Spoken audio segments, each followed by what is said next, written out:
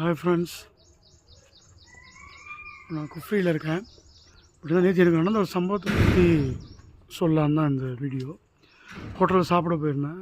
அப்போ என் பொண்ணுக்கு ஒரு எல்டர் கப்பிள் வந்து சாக்லேட் கொடுத்தாங்க. என் பொண்ணு வாங்கிட்டு இங்கிலீஷ்லேயே பேசினா.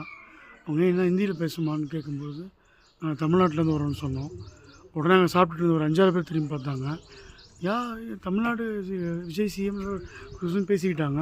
ஆமாம், அந்த ஸ்டேட் தான், சென்னையில் தான் வரேன்னு சொன்னேன். அவங்க ஒன்றும் ஒரு மாதிரி ஒரு ஆச்சரியமாகவோ இல்லை ஒரு மாதிரி ஒரு அசூசியாவோ பார்த்தாங்க.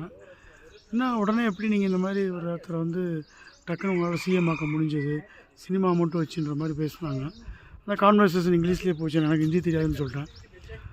ஸோ அது வந்து எனக்கு வந்து முதல்ல ஒரு சங்கடமாக இருந்தது. என்னடா அது என்னமோ ஒரு மாதிரி நம்மளை பார்க்குறாங்க இது அப்படின்னு. அதுக்கப்புறம் எனக்கு அந்த வருத்தம் எனக்குமே இருக்குது. ஏன்னா ஒரு ஹீரோன்றதை மட்டும் வச்சு ஒரு சினிமாவை பார்த்து அந்த லீடரை நம்ம ரோட்டில் தேடாமல் ஸ்க்ரீனில் பார்த்து போட்டதில் எனக்கு கொஞ்சம் கூட உண்பாடு இல்லை. பட் பிடிக்குதோ பிடிக்கலையோ 1.25 கோடி பேர் ஓட்டு போட்டு அவரை வந்து சிஎம் ஆக்கிட்டாங்க.